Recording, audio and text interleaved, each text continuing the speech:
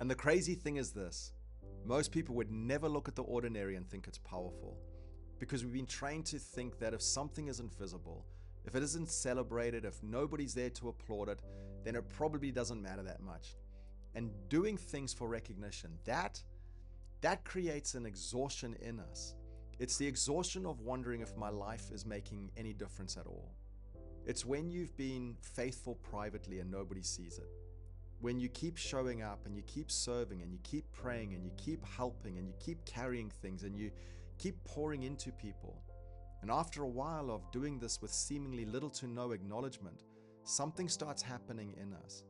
We start asking questions like, is any of this actually doing anything? Does this matter? Am I wasting my life in things nobody notices? And the reason questions like this keep cropping up is because this world has trained us to believe that visibility is the same as value. If it gets attention, it matters. If it's celebrated, it matters. If people applaud it, it matters. If it's public, it matters. But the problem is, a lot of the places where God is doing his deepest work are not public places. They're hidden places. They're quiet places. They're the ordinary places. And sometimes the greatest ministry happening in a person's life doesn't look spiritual at all. Sometimes it looks like consistency or patience or staying when it would have been easier for you to leave. Sometimes it looks like making another meal or praying another prayer or having another conversation or getting up another morning really early. And what happens is we begin to believe that because something feels ordinary, it must also be insignificant. But ordinary and insignificant are not the same thing. And I really believe that there are people watching this who are carrying the weight of something that God calls meaningful while you're secretly calling it small. And before we go any further, I need you to hear this.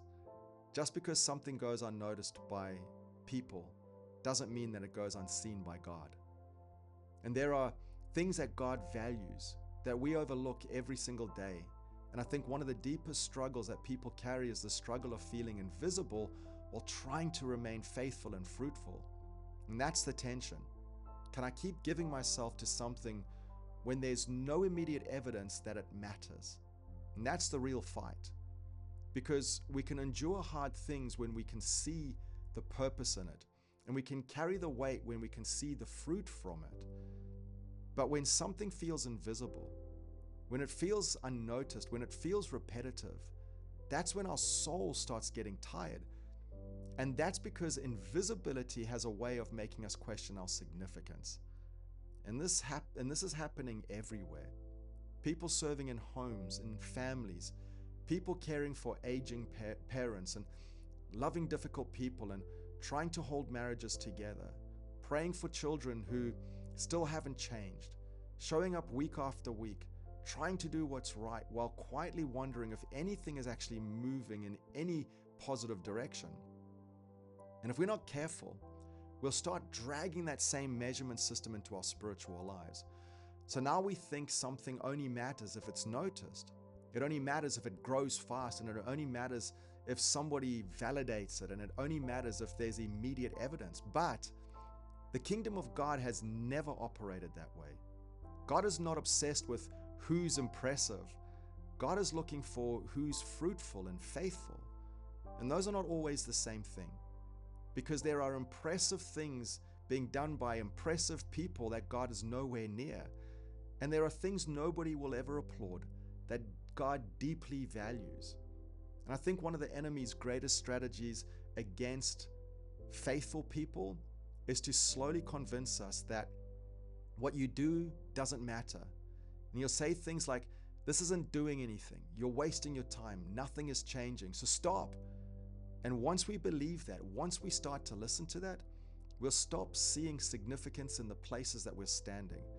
And we'll stop recognizing that God is present in the ordinary obedience. And we'll stop recognizing that God is moving in our hidden faithfulness. And we'll stop recognizing that some of the holiest work happening in the kingdom right now will never trend. It will never go viral. It will never be celebrated publicly. But God sees every single bit of it. And this is the reason why Paul says something so important over in Colossians 3:23-24. You see, over there in that scripture, Paul doesn't just address what we do, he addresses who we're doing it for. And Paul says in Colossians 3:23-24, whatever you do, work at it with all of your heart as for the Lord, not for human masters. I want you to notice how wide that language is. He says, whatever you do. He says, whatever you do, because we tend to separate our lives into categories. This matters to God, this doesn't matter.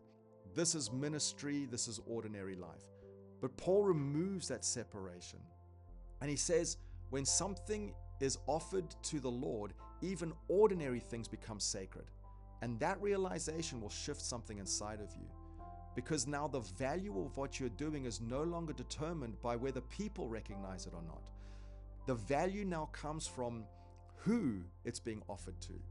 And here's the thing. When other people become the audience, discouragement becomes inevitable. If people are my audience, I'll consistently need validation. I'll consistently need reassurance. I'll consistently need visible results to keep going. But we have to learn that human affirmation is a terrible foundation for us to build our faith on, because people are so inconsistent. Sometimes they notice, sometimes they don't. Sometimes they appreciate you, sometimes they overlook you. Sometimes they'll celebrate what you do, and then other times they'll just expect it, and then they'll never mention it again. And if our strength comes from being seen by people, we will eventually collapse under the weight of disappointment. But Paul redirects our entire focus. In Colossians 3:23, he says, as unto the Lord, which means God sees it and he receives it and God values it. Even when nobody else around you understands what you do and how you do it and why you do it.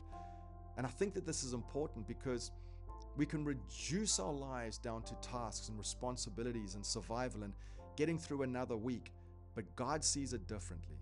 That prayer you've been praying, it matters. That conversation that you've been putting off, it matters. That kindness that you show, it matters.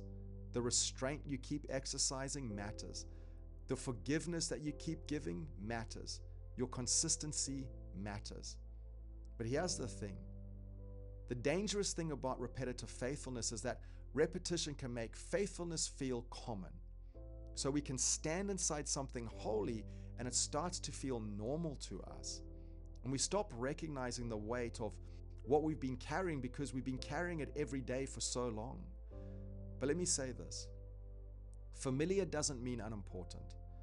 And I think that there are people watching who've been asking God for something greater while overlooking the ministry that's already sitting right in front of you. You see, I've learned that ministry is simply this. Love poured out in the places where God has assigned you. That's ministry. And some of the most powerful ministry happening right now is happening in kitchens and in hospital rooms and in vehicles and around dining room tables and those late night conversations and the quiet prayers being prayed by bedsides and in the hidden places where nobody will ever applaud and nobody will ever clap. And I think one of the biggest things that God wants to do is to restore dignity to the ordinary. I think he wants to restore dignity to the hidden places that we've stopped recognizing as holy. And in fact, Paul says over in Galatians 6:9, let us not grow weary in doing good. Why would Paul say that? Because I've come to appreciate that doing good can become wearying when we don't see the immediate outcomes. We can get tired loving people and tired praying for people and tired serving and tired forgiving and tired showing up, especially when the situation looks unchanged. And then Paul goes on to say in Galatians 6:9, for at the proper time, you will reap a harvest if you do not give up. I want you to notice that. He says at the proper time, not my preferred time and not my demanded time and not the time that my anxiety wants, but the proper time. Because God understands timing differently than we do. You see, we want visible fruit quickly, where God is concerned with lasting fruit. And those aren't always the same thing. Some fruit appears quickly and disappears quickly. But when God develops something, it lasts. And I think that there are people who are watching who are exhausted because you've been trying to measure underground work with surface level expectations. And hear me, what feels small to you now may actually be preparing you for something far greater than you realize. Because God does profound things in hidden places. David was hidden before he was king. Moses was hidden in the wilderness before deliverance ever came. And Jesus spent 30 years in obscurity before 3 years of ministry changed the world. And this is where I want to speak to you. The ones who spend enormous portions of their lives pouring themselves out in ways most people will never fully see. I'm talking about the constant giving, the daily giving, the hidden giving. And here's the thing with that kind of giving. Much of it disappears into routine. And you make the meal and you clean the mess and you have the conversations and you drive to the practices and you fold the clothing and you pray the prayers and you stay up late and you wake up early and you carry the emotional stuff. And then tomorrow you do it all over again. And because it becomes repetitive, you can start treating that type of giving as ordinary, expected, and automatic. But just because something becomes familiar to other people does not mean it's light. There are people carrying spiritual weight in our lives every single day that nobody fully understands and nobody fully grasps except for the Lord. Holding families together emotionally, praying over children quietly, absorbing pressure silently, fearlessly fighting battles internally, while still showing up tenderly externally. And sometimes the deepest pain is not even the exhaustion. It's wondering whether any of the pouring out is actually making any difference at all. But let me say this, nurturing a soul is not small. Creating stability in a home is not small. Loving consistently is not small. Interceding privately is not small. Shaping a life over years is not small. I'm talking to people who are quietly serving family members, who are loving difficult people faithfully, who are showing up every day in places where nobody applauds them. And can I say something that I feel strongly? Some of you who are watching this, some of the people who have shaped my life the most have never stood on stages, they've never written the books, and they've never built a platform. But they've given themselves consistently in the hidden places, and their faithfulness has become part of my foundation. And that matters to God more than we probably will ever realize. And this is why the words of Jesus become so powerful, because Jesus speaks directly to all of you who feel unseen. Jesus says in Matthew 6:4, the Father who sees what is done in secret. I don't want you to miss that, because Jesus is revealing something about the nature of God. Jesus says God specifically, personally, and intimately sees you. He sees what nobody else sees, the tears nobody else knows about, the prayers nobody else hears, the sacrifice nobody notices, the moments where you keep loving when you were exhausted, the moments you stayed gentle when you were hurting, the moments where you kept showing up when your own soul felt empty. He sees all of it. And I think that there are people who are watching this who have interpreted silence as absence. And because nobody affirmed it, and nobody thanked you, and nobody recognized the cost, slowly, invisibility has started becoming loneliness. Let me say this. Being unseen by people doesn't mean abandonment by God. Jesus says your Father sees. That means there has never been one moment of faithfulness that God has overlooked, not one. And this becomes even more powerful when you look at Jesus himself, because Jesus understands hiddenness.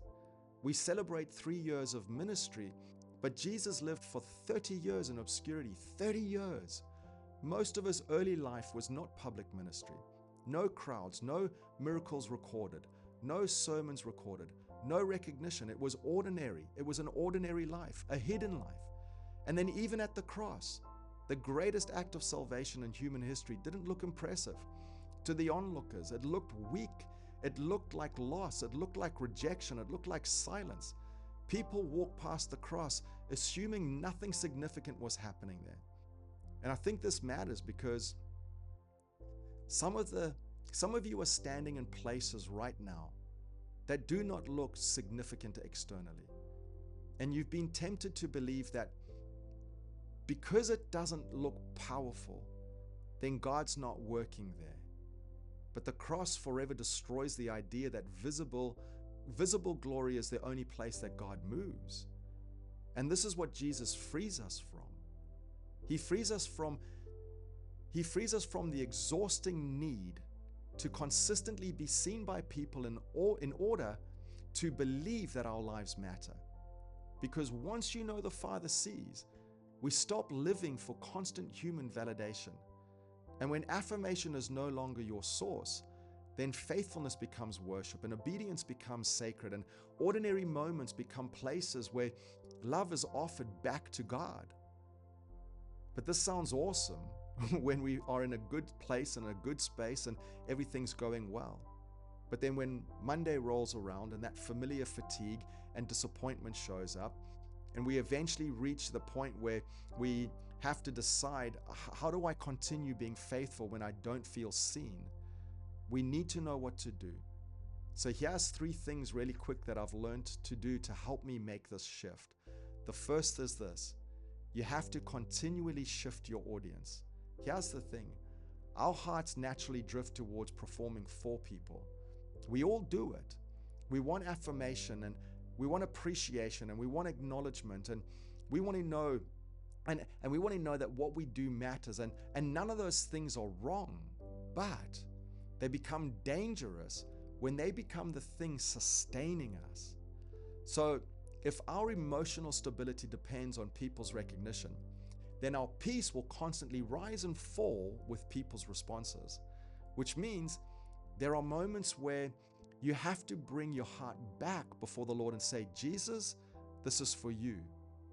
In the moment, while washing dishes, driving the car, doing the work, going to the mundane, serving your family, answering the phone, having difficult conversations, again, Lord, this is for you. And the second thing is this: you have to stop dismissing ordinary spaces as spiritually unimportant. Here's what we do. We tend to think God only moves in the dramatic moments, but most discipleship doesn't happen in the dramatic moments. It happens in the repetition, in the consistency, in the persistence, in the small acts of obedience repeated over and over and over again over a long period of time. That's where formation happens. That's where character develops. That's where love becomes real. And I think we sometimes miss God because we keep waiting for Him to appear somewhere greater, while He's already present in the places that we're standing right now.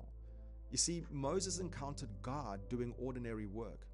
David was tending the sheep when God called him.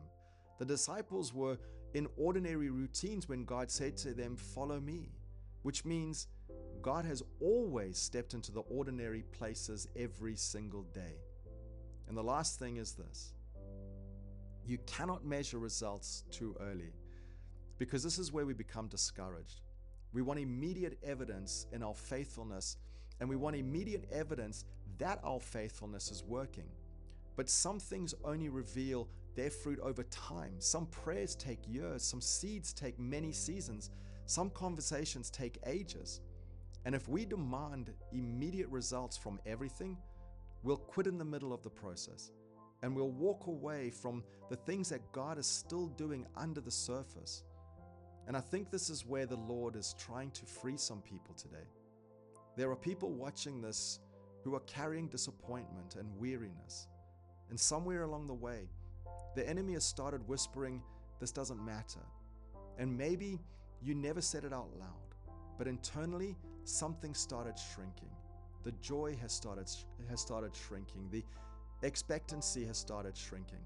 The sense of purpose has started shrinking. You see, invisibility has a way of making us feel forgotten. But I really believe the Lord wants to restore vision today. Vision to the places where you're standing right now. Because the people in front of you, in your home, those conversations, the hidden obedience, the daily faithfulness, they need you.